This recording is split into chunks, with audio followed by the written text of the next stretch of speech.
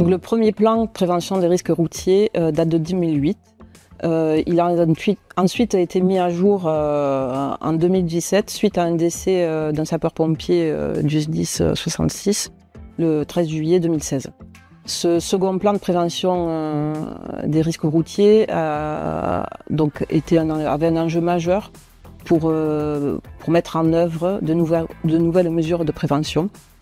notamment avec un axe sur l'entretien et la maintenance de toute la flotte des véhicules, sur les équipements technologiques et innovants sur les véhicules, et un troisième axe fort sur la sensibilisation et la formation aux risques routiers. Donc c'était 3 points majeurs sur ce plan qui a été mis en œuvre et développé pendant 4 ans. Ensuite, on a eu une légère augmentation des événements et des accrochages, de l'accidentologie sur la flotte de véhicules. Et en 2022, donc on a souhaité remettre en avant la sensibilisation aux risques routiers. On a développé d'abord des actions avec la filière code, en créant le code 0, où cette formation a été obligatoire pour l'ensemble des nouveaux arrivants au sein du SDIS. On a une filière code qui est très active, qui propose la FMPA code 2, qui n'est pas obligatoire. On va développer aussi des actions sur le code 6. On a ensuite une sensibilisation aux risques routiers avec un organisme de formation, où 2 fois par an, on a des sensibilisations sur ce type-là. On a des formations aussi sur savoir manager son risque routier à destination des chefs de centre ou des chefs de service. On a aussi de la formation à l'éco-conduite qui permet d'optimiser le roulage, mais aussi sensibilise de manière différente sur les actions de sécurité, sur la prévention du risque routier.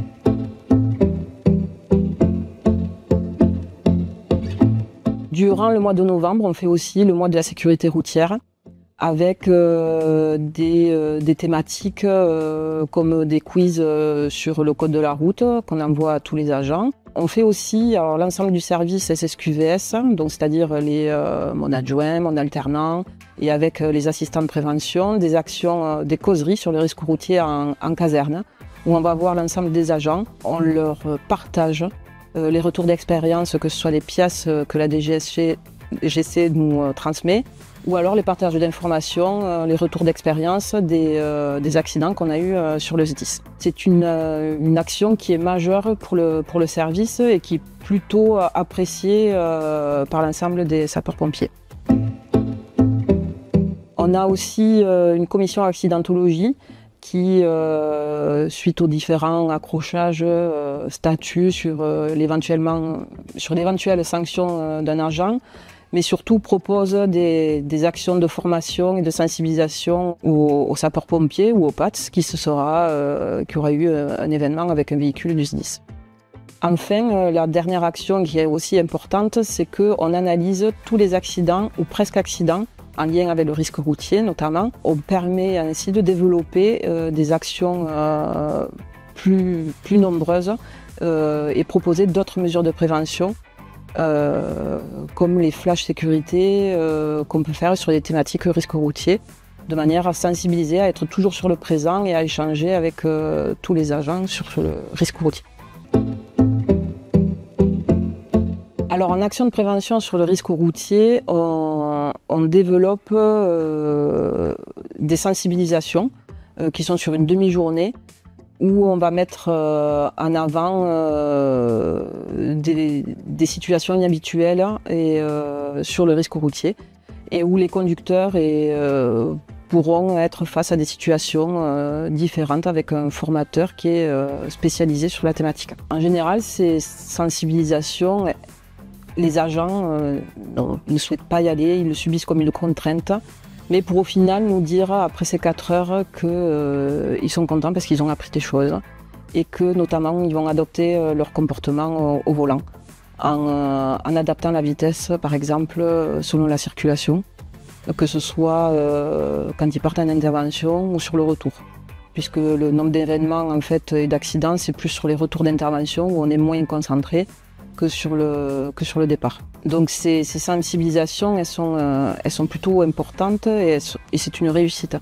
Ensuite, on a la formation de manager le risque routier à destination plutôt des chefs de centre et des chefs de service, qui devient un outil pratico-pratique pour le manager et qui propose des sensibilisations soit à la prise de garde, soit quand l'agent va partir en formation avec un véhicule du centre ou un PATS d'ailleurs, va sensibiliser son personnel en continu sur le risque routier. On a ensuite des actions plutôt innovantes où on va ouvrir les formations pompiers au PATS comme le Code Zéro, où cette année le Code Zéro sera disponible pour les PATS de manière à ce qu'ils aient aussi eux une connaissance du risque pour les pompiers et qu'ils aient cette habitude aussi différente de conduire plusieurs types de véhicules, puisque quand on est PATS, on n'a jamais le même véhicule, puisque la flotte elle est plutôt importante et on partage les véhicules. Donc ça permet de sensibiliser de manière différente au risque routier. Toujours sur la continuité de la prévention par rapport aux PATS, suite à plusieurs événements, en fait, on s'est rendu compte que les PATS n'étaient pas tous formés au secourisme, et dans le cadre de l'utilisation des véhicules qui sont rouges, en fait, de type opérationnel, on a lancé une campagne de formation au SST, donc sauveteur secouriste au travail, de manière à ce que si les PATS qui conduisent des VEL du SDIS puissent intervenir en cas d'accident. Donc c'est une amélioration en fait, de la prise en compte de leur formation et de la prévention du risque routier. Donc, grâce à toutes les remontées d'informations sur les accidents et les presque-accidents qu'on peut avoir au sein du SDIS, le service en fait peut être force de proposition sur de nouvelles actions et des nouvelles mesures de prévention, notamment sur le risque routier suite à des accidents de la route. Les engins se sont retrouvés à intervenir et dans l'impossibilité d'effectuer du balisage. Donc on a proposé en fait comme mesure de prévention de doter les véhicules tels que les CCF ou éventuellement les véhicules des chefs de groupe de cônes du Lubeck rétractables, pliables, de manière à avoir des moyens de sécurité complémentaires au cas où ils interviennent sur des opérations en fait, qui ne sont pas prévues, et notamment sur des accidents.